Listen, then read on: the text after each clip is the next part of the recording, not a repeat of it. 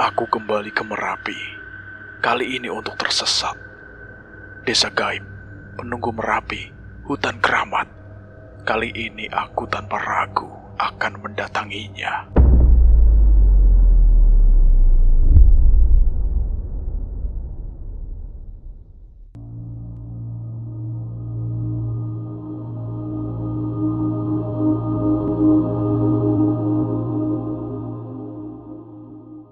Siang itu, aku duduk gelisah di kamar. Jari-jariku bergerak resah di atas ransel yang masih kosong. Rasa cemas menggelegak di dadaku, memikirkan keadaan Tiwi. Aku tidak bisa lagi menunda. Aku harus kembali ke Merapi. Tanpa banyak pikir, aku mulai mengemasi barang-barang. Tanganku gemetar saat memasukkan jaket, senter, dan beberapa keperluan lain. Saat melangkah keluar kamar, ibu memandangku dengan alis yang berkerut. Galang, kok tiba-tiba begini toh? Tanya ibu heran. Aku menelan ludah, berusaha tetap tenang. Iya bu, janjian sama Mbak Dirwo, mumpung sempat katanya. Aku terpaksa berbohong. Aku tidak ingin ibu tahu alasan sebenarnya, bahwa ini bukan sekedar perjalanan biasa. Aku tidak ingin ia khawatir kalau tahu aku kembali ke Merapi demi Tiwi. Begitu keluar rumah, aku langsung mencari angkutan umum menuju terminal bus. Hawa siang terasa lebih menekan daripada biasanya. Atau mungkin itu hanya pikiranku saja. Aku menaiki angkot menuju terminal untuk melanjutkan menaiki bus menuju Boyolali. Melalui perjalanan yang terasa begitu berbeda dari sebelumnya. Dulu, Tiwi dan yang lain ada di sisiku, menemani langkah-langkahku. Tapi kini, aku sendirian, hanya berteman kecemasan yang terus menghantui. Kemunculan badut Pak Suradirja di rumah sakit kemarin masih mengusik pikiranku. Sosok itu benar-benar membuat aku semakin cemas. Ada sesuatu yang tak beres. Dan aku tahu, ini bukan kebetulan. Keadaan Tiwi pasti lebih genting dari yang aku kira. Aku menarik nafas panjang, menatap jalanan yang berlalu di luar jendela bus. Aku harus menemukan jalan untuk mengembalikan Sukma Tiwi sebelum apa yang ditakutkan Mas Danan itu benar terjadi. Beberapa waktu yang lalu, Itu badut Pak Suradirja. Aku menunjuk panik ke arah luar. Dia yang mengeluarkan setan berapi dari tubuh Tiwi. Setelah itu, Tiwi jadi seperti ini. Mas Danan menoleh tajam ke arahku, sementara Farel dan Raka saling pandang, kebingungan dia. Badut? Apa maksudmu? Tanya Farel mengernyit. Aku tidak menjawab. Tatapanku masih terpaku keluar jendela. Sosok badut Pak Suradirja masih berdiri di sana, menggenggam erat sebuah pisau berkarat. Aku menoleh ke arah Mas Danan, mencoba mencari kepastian. Wajahnya mengeras. Jadi, badut Pak Suradirja bukan manusia? Tanyaku ragu. Mas Danan terdiam sesaat sebelum akhirnya menggeleng. Ada kilatan emosi di matanya, seakan ia menyimpan sesuatu yang lebih besar dari yang aku kira. Enggak, Lang. Dulu, saat pertama kali bertemu denganmu, beliau masih manusia. Kata Mas Danan bergetar. Jantungku berdetak lebih cepat. Maksudnya? Mas Danan tidak menjawab. Alih-alih ia bangkit dan melangkah keluar. Aku menahan nafas, menyaksikan sesuatu yang tidak bisa dilihat oleh orang lain. Di luar sana, Mas Danan berdiri berhadapan dengan badut Pak Suradirja. Mereka saling bertukar tatapan, lalu mulai berbicara, tapi gerakan bibir mereka tidak seperti percakapan pada manusia umumnya. Ada sesuatu yang lebih dari sekedar kata-kata. Itu Mas Danan ngapain, Lang? Tanya Farel, matanya mengikuti arah pandanganku. Bicara dengan badut yang aku ceritakan. Jadi, badut itu hantu? Eyalah. Aku menelan ludah. Tiba-tiba badut Pak Suradirja berbalik dan melangkah pergi, menghilang dalam kegelapan. Aku segera menghampiri Mas Danan. Apa yang barusan terjadi, Mas? Mas Danan menghela nafas panjang sebelum akhirnya berbicara. Beberapa saat setelah kalian berpisah, sebuah mobil melaju kencang saat Pak Suradirja dalam perjalanan pulang. Dia melihat mobil itu datang dan sempat menyingkir. Tapi, ia berhenti sejenak, menatapku dalam-dalam sebelum melanjutkan. Dia sadar sesuatu. Ada sosok lain yang mengendalikan si sopir. Malam itu juga, Pak Suradirja meninggal di tempat. Aku merinding, pikiranku berputar liar. Tunggu, berarti saat kita bertemu waktu itu, Pak Suradirja sudah tidak ada. Mas Danan mengangguk pelan. Aku tercekat. Jika itu benar, maka yang kami temui semalam ini bukan manusia. Dan jika ada sosok yang mengendalikan sopir itu, bisa saja itu adalah salah satu dari setan Merapi yang selama ini mengincarku. Maaf Mas Danan. Suara Raka memecah keheningan. Semua ini dimulai sejak pertemuan kita dengan badut itu.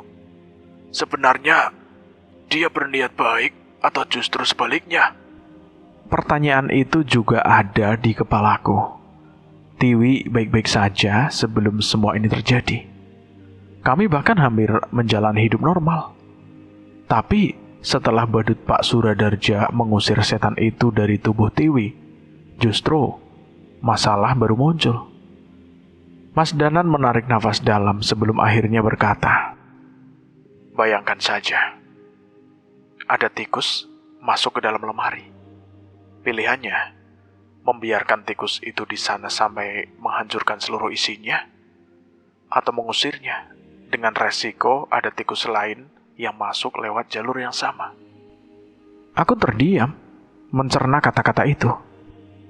Jelas gua bakal usir tikusnya dan cari cara biar gak ada yang masuk lagi. Aku menoleh ke arah Farel yang mengangguk setuju. Mas Danan mengangguk. Iya, itulah yang dipikirkan Pak Suradirja. Ia memilih mengusir setan itu sebelum menghancurkan jiwa Tiwi. Dan dia percaya kalian bisa menyelesaikan sisanya. Aku teringat tatapan badut Pak Suradirja sebelum dia lepas topengnya saat itu. Ada sesuatu yang tulus dalam sorot matanya. Ia bukan sosok yang mudah untuk dimengerti. Sepertinya kekurangan pada dirinya membuat siapapun sulit untuk memahaminya. Betapa bodohnya aku telah meragukan niatnya. Aku mengepalkan tangan. Aku akan ke Merapi lagi. Sekali lagi. Kataku dengan semangat. Mas Danan pun mengangguk. Aku akan membantu Lang. Aku tidak bisa membiarkan kamu pergi sendiri. Tapi aku harus menyelesaikan urusanku dulu. Temui aku di base camp pendakian nanti. Aku juga akan membawa seseorang yang mungkin bisa membantu, kata Mas Danan. Di terminal, pikiranku melayang pada sosok Tiwi. Aku masih ingat jelas senyumnya saat perjalanan ke Merapi pagi itu. Ketika ia dengan tulus membawakan kami sarapan. Senyumnya yang hangat, senyum yang tidak akan pernah bisa kulupakan. Tiba-tiba, suara yang aku kenal membuyarkan lamunanku. Lang, lama bener loh. Aku menoleh dan mendapati dua sosok berdiri di dekat tempat angkot yang aku naiki parkir. Farel, Raka. Mereka berdiri di hadapanku, sudah siap dengan tas carrier masing-masing. Gelas kopi yang tersisa di tempat duduk mereka menunjukkan bahwa mereka sudah menunggu cukup lama. Kalian ngapain di sini? Tiwi gimana? Tanyaku buru-buru. Raka mendengus. Mana mungkin kami ngebiarin lu naik sendiri setelah kejadian kemarin. Biar Tiwi itu pacar lu, dia tetap sahabatku juga. Kita kelarin masalah ini bareng-bareng. Soal Tiwi, gak usah khawatir. Dia punya Vanya dan keluarganya yang jagain. Mas Danan juga udah ninggalin air doa dan baca-bacaan buat perlindungan. So, sekarang justru elu yang lebih mengkhawatirkan. Aku terdiam, memandangi mereka. Rasa cemas yang sedari tadi menggumpal di dadaku perlahan mencair. Keberadaan mereka seolah mengurangi sebagian beban yang kupikul sejak tadi. Aku menghela nafas panjang dan tanpa sadar aku tersenyum. Di saat seperti itu, aku kembali diingatkan bahwa aku tidak sendirian. Selama ini, Tiwi, Farel, dan Raka selalu ada, baik dalam suka maupun duka. Terima kasih.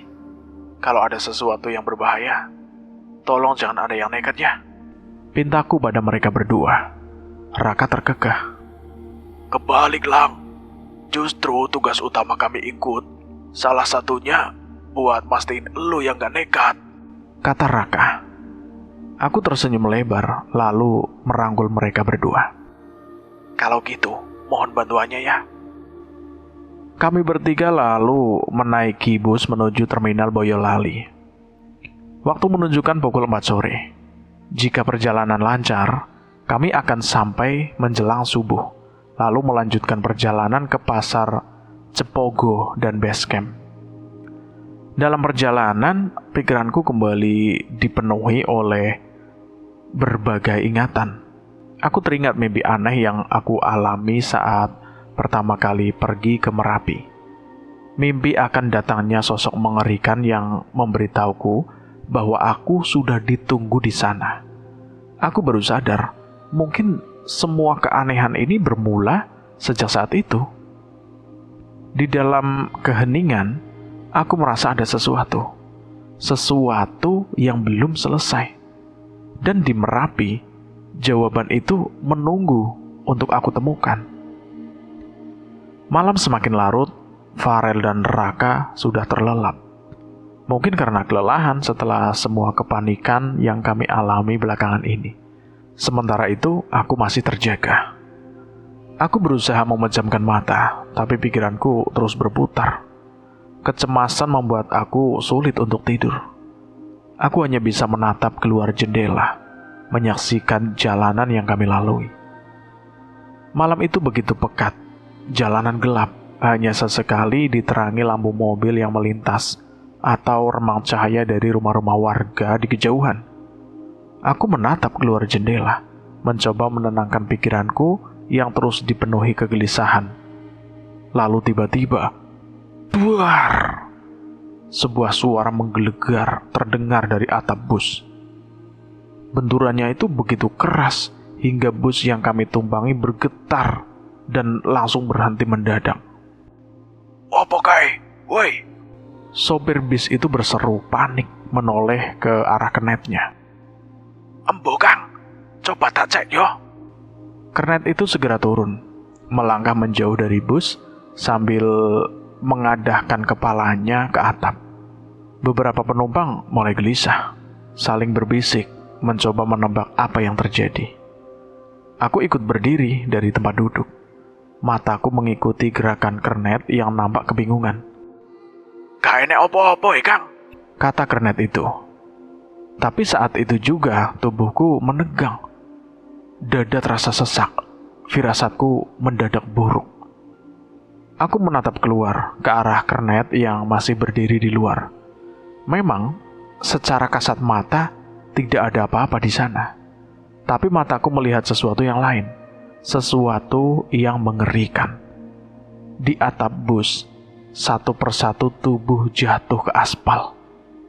Tubuh-tubuh hangus, kulit mereka menghitam, seolah habis terbakar oleh lahar panas. Mereka terjerembab, lalu bergerak kaku, bangkit dengan gerakan yang tersentak-sentak. Dengan wajah yang meleleh dan mata kosong, mereka merangkak menuju bus, menempelkan wajah mereka ke kaca dengan suara mencicit yang mengerikan. Duak, duak, duak. Tiba-tiba suara gedoran keras terdengar dari luar bus. Woi, Suara apa itu? Sopir bus mulai panik. Tapi anehnya, tidak ada seorang pun selain aku yang bisa melihat mereka. Makhluk-makhluk itu semakin banyak, menekan kaca bus dengan tangan-tangan gosong mereka, membuka mulut seperti ingin berteriak, tapi tidak ada suara yang keluar. Aku terlonjak. Pak, naik pak, cepat pergi dari sini. Aku berteriak keras. Semua penumpang menoleh ke arahku. Farel dan Raka yang terbangun karena suaraku langsung memandangku dengan bingung. Lang, ada apa Lang? Tanya si Farel. Aku tidak punya waktu untuk menjelaskan. Dengan nafas memburu, aku kembali berseru ke arah sopir. Pak, cepat! Suruh kernet naik, Pak. Kita harus pergi sekarang. Sopir itu masih terlihat ragu, sementara kernetnya masih berdiri di luar, menengok ke sana kemari, seakan mencari sesuatu yang tak bisa ia lihat. Aku langsung bergerak mendekati sopir dan menekan klakson sekuat tenaga. Tin! Apa-apaan kamu, Mas? Sopir itu marah. Tapi sebelum ia bisa lanjut berteriak, Farel menahannya. Pak, tolong percaya sama teman saya. Dia bisa melihat apa yang nggak bisa kita lihat, Pak. Farel berkata dengan nada serius, menatap sopir itu tajam. Aku melirik keluar jendela, makhluk-makhluk itu semakin banyak. Mata mereka kosong. Tubuh mereka menggeliat seperti cacing terbakar, berusaha menaiki bus. Pak, cepat pak! Kata Raka juga ikut berteriak sambil memberi isyarat ke kernet yang masih ada di luar. Aku nyaris menarik Raka menjauh saat aku melihat sesuatu yang lebih mengerikan. Sosok tinggi menjulang berdiri di belakang kernet. Makhluk itu lebih besar dari yang lain. Tubuhnya menjulang hampir 2 kali tinggi manusia biasa. Rambutnya panjang, kusut, dan basah, menjuntai hingga ke tanah. Wajahnya terlihat seperti pria tua, tapi tubuhnya mengenakan kebaya loso yang sobek di beberapa bagian. Dan dia menatapku, tersenyum. Bukan senyum biasa. Senyumnya seolah menyimpan sesuatu yang mengerikan. Raka, masuk sekarang! Aku menarik Raka dengan kuat saat kernet akhirnya berlari masuk ke dalam bus. Saat pintu tertutup, gedoran dari luar semakin keras. Suara seperti kuku-kuku tajam menggores bodi bus. Beberapa penumpang menjerit meski mereka tidak tahu apa yang terjadi. Jalan pak, jalan! Aku berteriak sekuat tenaga. Tanpa menunggu lebih lama, sopir akhirnya menginjak gas, lalu melaju, meninggalkan makhluk-makhluk itu di belakang. Aku menghela nafas berat, mencoba menenangkan diri, tapi saat aku kembali menatap keluar jendela, dia masih ada di sana. Sosok tinggi itu berdiri di tengah jalan, tidak bergerak, tidak mengejar, namun matanya tetap mengunci padaku, dan senyum itu masih ada. Aku merasa bulu kuduku berdiri. Dia tidak pergi, dia hanya menunggu. Lang! Raka menepuk bahuku, menyadarkanku dari keterpakuan. Kita diikutin. Aku buru-buru melihat ke jalur lagi. Sosok itu sudah tidak ada. Aku menelan ludah. Udah gak ada. Aku menjawab pelan, tapi tubuhku masih gemetar. Kernet bus yang masih kebingungan menoleh ke arahku. Mas, tadi ada apaan toh? Sopir itu langsung memotong. Udah jangan dibahas kalau ada gituan. Gak usah diumbar di sini. Iya mas, yang penting kita udah aman. Aku kembali duduk. Farel dan Raka terus memperhatikanku dengan cemas. Lang, apa kejadian tadi ada hubungannya sama niat kita ke Merapi? Farel bertanya dengan hati-hati. Aku berpikir sejenak. Sosok-sosok tadi, kulit mereka yang terbakar, tubuh mereka yang hangus. Apakah mereka bagian dari sesuatu yang lebih besar? Mungkin saja, Rel. Mereka seperti terbakar. Seperti korban lahar. Farel dan Raka saling pandang. Aku bisa melihat mereka bergidik ngeri. Belum nyampe aja, udah ada beginian. Banyak-banyak berdoa deh kita, kata si Raka. Aku pun mengangguk. Iya, dalam situasi begini, kita cuma bisa mengandalkan Tuhan. Setelah kejadian itu, aku akhirnya tertidur. Tapi tidurku tidak pernah pulas. Bayangan makhluk-makhluk tadi terus menghantui pikiranku. Sosok yang keluar dari tubuh Tiwi, setan-setan yang menyerangku, hingga sosok tinggi dengan kebaya lusuh itu. Aku terbangun beberapa kali. Berkali-kali merasa seolah diawasi. Sampai akhirnya Farel dan Raka membangunkanku ketika kami sudah tiba di Terminal Boyolali. Setelah bernegosiasi dengan beberapa tukang ojek, kami pun menaiki ojek hingga ke base camp pendakian. Seperti sebelumnya, kami memutuskan untuk mendaki via jalur Selo dan beristirahat sejenak di base camp sampai matahari terbit. Hawa dingin yang menusuk membangunkanku, masih menyisakan sisa kecemasan dari perjalanan semalam. Namun begitu aku mengintip keluar jendela, perasaanku itu perlahan memudar. Di kejauhan Gunung Merapi berdiri anggun, menyapa dengan pesona yang tak pernah gagal membuat aku takjub. Aku melangkah keluar, membiarkan pandanganku kembali tenggelam dalam keindahan. 2.910 meter di atas permukaan laut. Gunung yang gagah ini menyimpan banyak misteri. Pernah membawa kami ke tepi jurang kematian, tetapi juga mempertemukan aku dan Tiwi. Hai Merapi, setelah semua yang terjadi, aku tetap mengagumimu.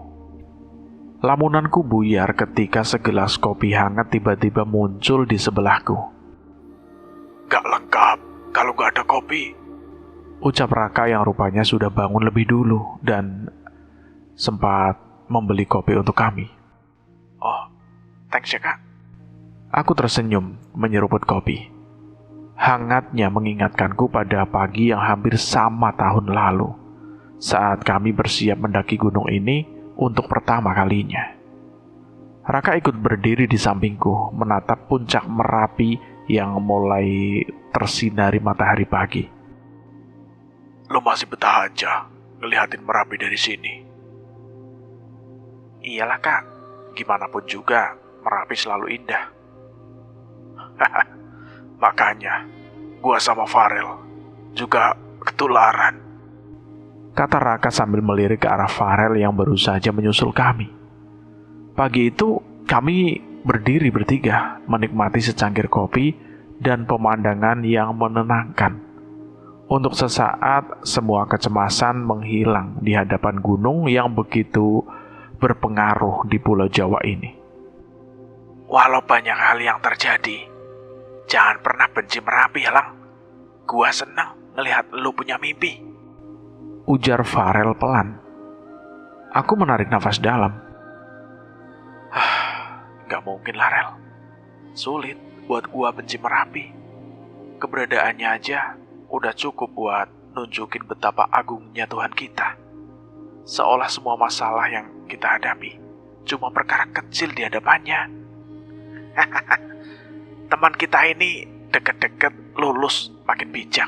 Bagi-bagi ilmunya dong, Pak Ustadz. Aku menyikut lengannya pelan. Aku tertawa bersama mereka. Candaan itu menambah kehangatan bagi kami.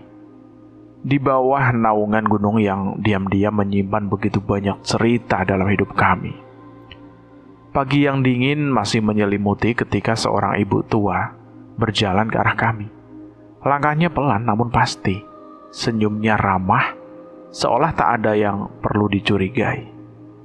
Kami membalas dengan anggukan kecil hingga tiba-tiba dia menyodorkan sebuah piring beralaskan kertas minyak, berisi beberapa gorengan yang masih mengepulkan asap.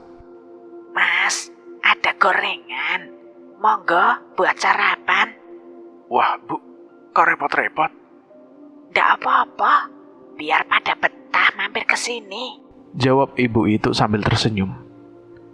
Gorengan hangat di depan kami nampak menggoda, membuat perut yang kosong semakin terasa lapar. Namun sebelum tangan kami sempat meraih piring itu, sesuatu terjadi. Brak! Seekor monyet tiba-tiba melompat entah dari mana, mencakar piring itu dan merampas pisang goreng di atasnya. Piring pun terlepas dari tangan ibu-ibu itu. Gorengan-gorengan berhamburan di tanah. Woi! Raka terkejut, tapi sebelum bisa berbuat apa-apa, terdengar teriakan dari kejauhan. Tolong! Monyetku lepas! Tolong bantu kejar! Seorang pria berlari ke arah kami dengan nafas memburu. Sarungnya tersambir di pundak. Sandal jepitnya hampir terlepas dari kaki. Wajahnya panik. Mas, tolong mas. Kalau aku sendiri, gak bakal ketangkep mas. Teriak orang itu, seolah memaksa kami untuk ikut membantu. Farel ragu sejenak, lalu menoleh ke arahku. Iya mas, iya. Balas Farel, sebelum akhirnya ikut berlari mengejar monyet itu bersama Raka. Aku hendak menyusul mereka, tapi sesuatu membuatku terhenti. Aku menoleh ke arah ibu tadi. Dia tidak berusaha mengambil kembali gorengan yang jatuh. Tidak juga menunjukkan keterkejutan seperti kami. Sebaliknya, wajahnya nampak kesal, benar-benar kesal. Aku menelan ludah. Maaf ya Bu, ucapku sebelum berlari mengikuti yang lain. Kami menerobos kebun warga, terus mengejar monyet sialan itu hingga ke hutan kecil di dekat base camp. Nafas kami mulai tersengal, sementara monyet itu terus melompat-lompat di antara dahan, seakan mengejek kami. Pria bersarung itu masih berlari tanpa terlihat lelah. Mas, ayo mas, kalau monyetku hilang, aku nggak bisa kerja. Iya mas, tapi larinya kenceng banget. Monyet itu tiba-tiba turun dari pohon, melompat-lompat di tanah, lalu menatap kami dengan ekspresi seolah tertawa. Tuh lihat, masa kalian mau diledekin sama monyet? Malu mas. Perkataan itu membuat kami kesal. Tanpa berpikir panjang, kami kembali mengejar makhluk licik itu. Tapi tidak peduli seberapa cepat kami berlari, ia selalu lebih lincah, dan akhirnya menghilang di antara pepohonan. Kami terduduk di tanah, terengah-engah. Gila, gak sanggup gua. Mau atlet pun susah ngejar monyet selincah itu, kata Farel. Dia juga ngos-ngosan. Raka juga menyeka keringat. Kalau mau nangkep, harus bikin perangkap dulu. Gak bisa main kejar gini. Di tengah kelelahan kami, tiba-tiba pria bersarung itu melangkah mendekat. Ia menatap ke sekeliling, lalu membuka mulutnya.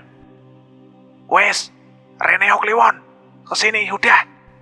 Aku mengerutkan kening, seolah mengerti perintah itu. Monyet yang tadi begitu sulit ditangkap tiba-tiba turun dari pohon dan berjalan santai ke arahnya. Lalu, dengan wajah menyebalkan, ia memanjat ke pundak pria itu dan duduk dengan tenang. Aku merasakan bulu kuduku berdiri. Ini? Apa maksudnya ini, Mas? Aku bertanya, mulai merasa ada yang aneh. Monyet itu menatap kami dengan mata hitam kecilnya, lalu perlahan mengangkat tangannya dan meletakkan sesuatu di tanah. Sebuah bangkai. Bangkai tikus kecil yang masih berlumuran darah. Aku mundur selangkah. Seingatku, sejak tadi monyet itu hanya menggenggam pisang goreng. Jadi sejak kapan dia membawa bangkai tikus itu? Apa-apaan ini? Farel bergidik ngeri. Pria bersarung itu tidak menjawab. Ia hanya berjongkok, meletakkan telapak tangannya di atas bangkai itu, lalu mulai berkomat-kamit. Asap hitam tipis perlahan keluar dari tubuh tikus itu. Aku merasa sesak. Jelas ini bukan hal yang baik. Saya Cahyo.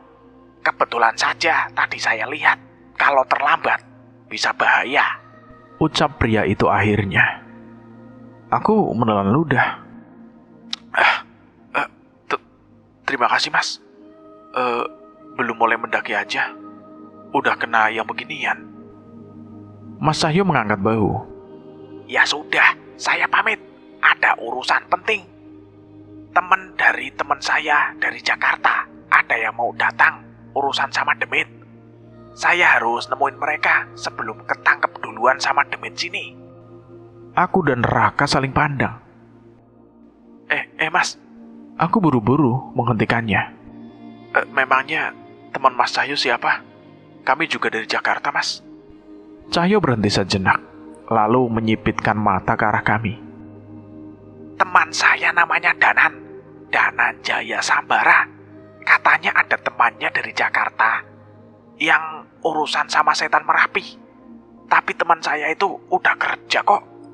Teman-temannya pasti karyawan juga. Mas, ini kami temannya Mas Danan. Saya Galang, ini Raka dan Farel. Mas Cahyo berhenti dan menoleh ke arah kami bertiga lagi. Ia menatap wajah kami bertiga. Bukan. Tampang kalian bukan tampang orang kantoran. Balasnya sambil melangkah pergi lagi.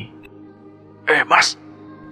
Raka berusaha menghentikan Mas Cahyo, tapi ternyata ia tidak benar-benar pergi. Bercanda.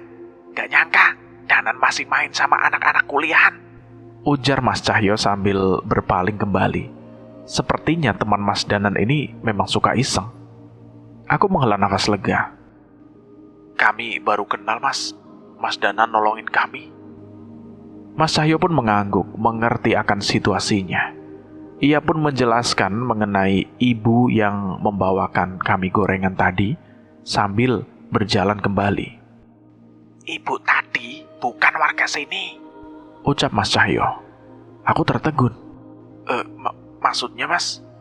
Pantas saja ada yang berniat jahat sama kalian.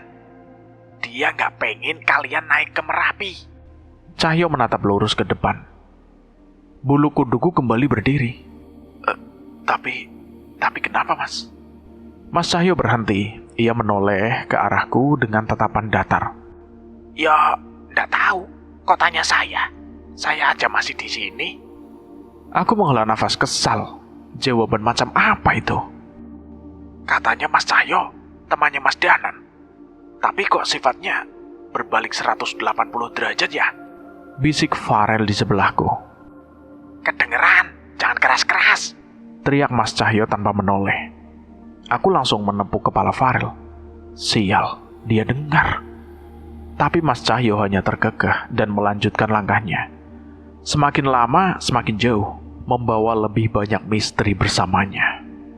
Namun rasa penasaranku belum hilang. Aku berlari sedikit mendekatinya.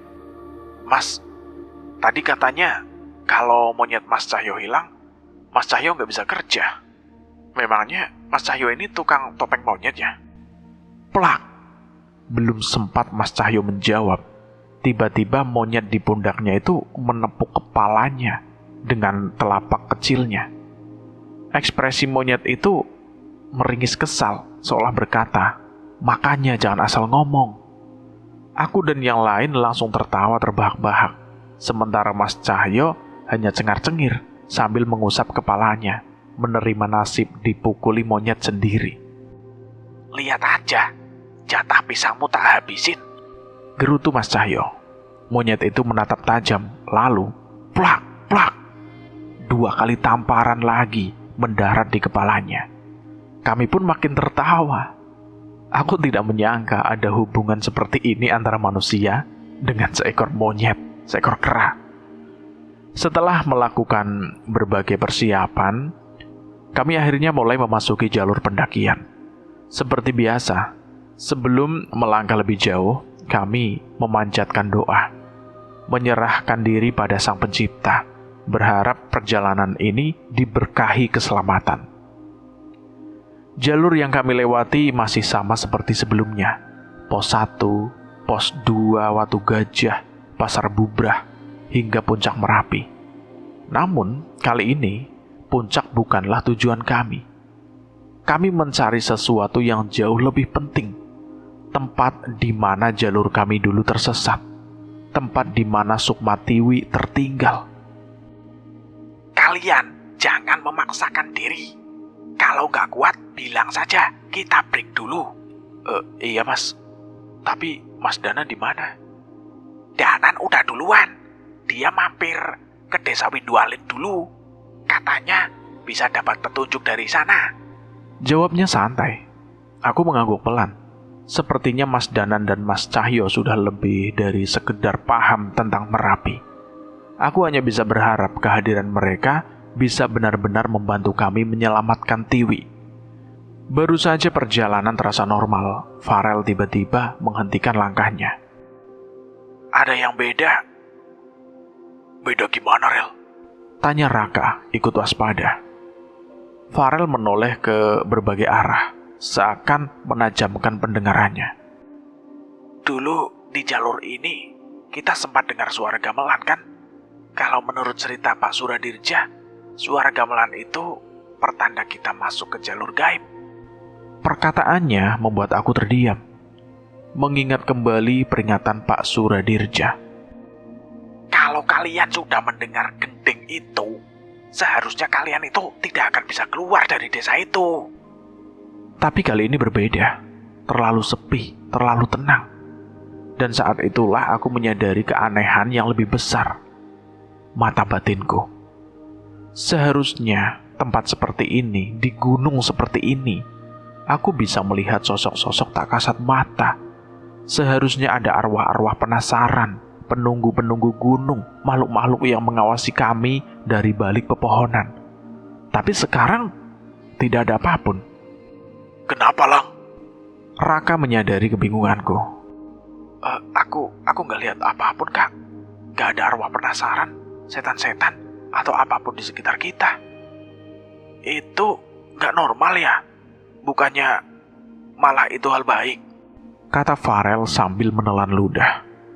Aku mengangguk ragu. Benar juga. Seharusnya ini hal yang baik. Tapi kenapa aku masih merasa gelisah? Mas Cahyo yang sejak tadi diam, kini berpaling ke arahku. Sepertinya dia juga menyadari ada sesuatu yang salah. Jangan lengah. Aku pun belum tahu apa yang akan terjadi setelah ini. Tapi yang perlu kalian tahu, kalau makhluk-makhluk itu tidak terlihat, biasanya karena mereka menghindari sesuatu yang lebih kuat. Ucap Mas Cahyo serius. Jantungku berdetak lebih cepat. Dek, dek, dek, dek. Maksudnya, ada setan yang lebih jahat, Mas? Ya belum tentu. Tapi yang pasti, kita harus lebih waspada. Kami pun kembali melanjutkan perjalanan. Udara dingin mulai terasa menusuk. Samar-samar kabut mulai turun, menyelimuti jalur pendakian. Semak-semak dan pepohonan yang tadinya biasa saja, kini terlihat lebih gelap dan merayap di antara kabut. Aku mencoba berpikir bagaimana kami bisa menemukan desa gaib yang dulu pernah menyesatkan kami. Mas, apa kita bisa masuk ke desa itu dengan sengaja? Bisa, tapi nggak mudah. Kalau kedatangan kalian tidak dikehendaki, maka sulit untuk masuk ke sana. Lagi pula, kita belum tahu desa mana yang dulu kalian masuki. Maksudnya Mas Cahyo, ada lebih dari satu desa gaib? Tanya Farel sambil menoleh. Ada yang pernah muncul di dekat hutan patuk alap-alap. Ada yang pernah muncul di antara pos pendakian. Mereka punya kehidupan sendiri di gunung ini. Aku tercekat. Iya, itu masuk akal. Dunia mereka berbeda dengan dunia kita. Benar. Bahkan mereka pun sering mengadakan perayaan mereka sendiri. Gumamku sambil mengingat kejadian dulu. Kami kembali berbincang ringan, mengingat kembali perjalanan kami yang lalu. Tentang bagaimana kami tersesat. tentang pertunjukan gamelan yang kami lihat, tentang sosok-sosok yang dulu pernah kami temui. Tapi di balik semua obrolan itu, aku tetap merasa ada sesuatu yang tidak beres. Perjalanan ini terlalu sunyi. Dan biasanya, sesuatu yang terlalu sunyi menyembunyikan sesuatu yang lebih besar. Di tengah perjalanan yang semula terasa santai, sesuatu yang melintas sekelebat di antara pepohonan. Serat! Aku menoleh cepat. Namun, yang aku lihat hanyalah rimbunan batang pohon yang berdiri diam, kosong. Kenapa, Lang? Tanya Farel. Gak ada apa-apa, Rel. Aku menggeleng cepat, mencoba mengabaikan perasaan tak nyaman yang mulai merayap. Namun tiba-tiba, serat! Serat! Sosok itu melintas lagi. Kali ini lebih jelas di ujung mataku. Aku sontak menoleh. Namun, tetap tidak ada apa-apa di sana. Lang, Rel, baca-baca doa. Suara Raka terdengar pelan namun tegas. Jantungku berdegup lebih cepat. Jalan, jangan ada yang berhenti, jangan ada jarak. Perintah Mas Cahyo tiba-tiba. Ada yang tidak beres. Kami mempercepat langkah, merapatkan jarak. Namun udara di sekitar kami mulai terasa berat. Seiring dengan kabut aneh yang muncul perlahan, merayapi tanah dan menyelimuti hutan di siang bolong. Lalu suara itu muncul. Suara tawa perempuan, lirih, berbisik, muncul dari berbagai arah. Bayangan-bayangan melayang di antara pepohonan. Kak, gue mulai merinding. Tapi ini kan yang kita cari. Balas Raka, meski suaranya terdengar goyah. Aku melirik Mas Cahyo, yang biasanya santai dan penuh canda. Kini wajahnya berubah dingin dan serius. Lang, itu, seru Farel panik. Aku mengikuti arah jarinya, dan saat itu aku melihatnya. Sosok perempuan berkebaya putih, melayang dengan selendang berkibar. Wajahnya menghitam, hangus seperti terbakar. Ia menyeringai, memperlihatkan kukunya yang panjang dan tajam. Namun yang lebih buruk, ia tidak sendirian. Dari balik pepohonan, lebih banyak sosok seperti dirinya bermunculan. Mereka melayang di antara ranting-ranting mengitari kami. Setan apa itu? Raka tersentak, suaranya dipenuhi kepanikan. Kami buru-buru membaca doa. Aku mencoba fokus, tapi hawa di sekitarku semakin menekan. Ada yang lebih besar di balik kabut ini. Jalan terus. Suara Mas Cahyo terdengar tegas dan marah. Namun, baru beberapa langkah, kami semua berhenti. Sesuatu muncul di balik kabut. Dan kali ini rasa takutku semakin nyata. Itu kakek-kakek. Raka tergagap. Dari kejauhan, sesosok pria tua berjalan bungkuk dengan tongkat. Namun bukan itu yang membuat aku ngeri. Satu tangannya menenteng kepala manusia yang sudah membusuk. Bau anyir mulai menyusup ke dalam hidungku. Kepalaku berdenyut, tubuhku terasa kaku. Aku merinding sejadi-jadinya. Mas Cahyo langsung berdiri di depan kami, menghadang sosok tua itu. Jangan berurusan sama makhluk itu, peringat Mas Cahyo. Kakek itu menghentikan langkahnya. Matanya menatap kami dengan penuh kemarahan. Namun tatapannya bukan untuk kami. Tatapannya tertuju pada sesuatu di balik pohon. Saat itu, Kliwon turun dari atas dahan, berdiri di samping Mas Cahyo. Kakek itu menyeringai. Kau, suaranya serak dan dingin. Ini bukan wilayahmu. Mundur, kita cari jalan lain. Seru Mas Cahyo mendadak. Nada suaranya berubah lebih serius, lebih tajam. Aku bisa merasakan sesuatu yang lebih berbahaya dari kakek itu. Kita sudah masuk ke wilayahnya. Kakek itu, dia tidak segan-segan mengambil nyawa manusia. Lanjut Mas Cahyo. Darahku berdesir. Aku tidak perlu diperingatkan 2 kali. Kami segera melangkah mundur, mencoba mencari jalan lain. Namun, kebaya hijau itu kembali muncul. Selendang berkibar, angin berputar. Kalian ikut kami saja. Suaranya terdengar begitu dekat. Aku menoleh ke arah Farel, namun dia sudah tidak ada. Farel, Aku berteriak. Aku beralih mencari Raka, tapi dia juga menghilang. Aku hanya sempat melihat sesosok perempuan berkebaya hijau menariknya ke dalam kabut. Raka! Aku ingin berlari, namun tubuhku mendadak membeku. Dan saat aku menoleh ke arah Mas Cahyo, aku melihat sesuatu yang jauh lebih mengerikan. Di belakang kakek tua itu, sebuah sosok hitam menjulang tinggi. Sebuah makhluk besar, buas, meneteskan darah dari mulutnya. Aku tidak tahu apakah itu manusia atau binatang, atau sesuatu yang lebih buruk dari keduanya. Aku tersentak. Aku melihat sesuatu yang lain. Sesuatu yang tidak seharusnya aku lihat. Bayangan Mas Cahyo.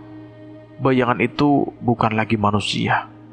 Bayangan itu kini menyerupai seekor kera raksasa. Segalanya pun memutih. Aku tidak lagi bisa melihat Mas Cahyo. Namun sebelum semuanya menghilang, aku sempat mendengar suara Mas Cahyo yang semakin mengecil. Kliwon! Mas Cahyo berteriak. Dari balik kabut, Kliwon melesat. Ia menerjang sosok berkebaya yang mencengkramku. Cengkraman itu terlepas. Namun tidak sebelum kuku-kukunya menggores kulitku. Darahku menetes, aku merasa ringan. Terlalu ringan. Semuanya memudar. Aku terjatuh. Kabut menelanku. Lalu, aku mendengar suara keramaian. Bukan suara hutan, bukan suara tawa perempuan itu. Aku membuka mata. Kabut perlahan menyinggap pandangan di sekitarku. Aku berdiri di sebuah desa. Orang-orang berlalu lalang. Ada suara air sungai mengalir. Bebek-bebek digiring oleh seorang petani. Bukan desa gaib, ini desa manusia. Segala sesuatu yang ada di sekitarku terasa begitu nyata. Aku mengatur nafas, mencoba berpikir, tapi saat aku hendak bergerak, suara seseorang menghentikanku. Mas Galang, Seorang perempuan berdiri di belakangku. Perasaanku campur aduk saat melihatnya. Entah aku merasa cemas atau aku merasa senang. Satu hal yang aku yakin, aku lega melihatnya baik-baik saja. Itu Wulan. Dia masih sama seperti dulu, senyum yang cerah, namun sorot matanya penuh dengan kepanikan. Aku memastikannya lagi, itu benar-benar Wulan yang tetap terlihat cantik dengan pakaian desanya seperti dulu. Mas Galang, cepat pergi. Jangan masuk ke desa itu.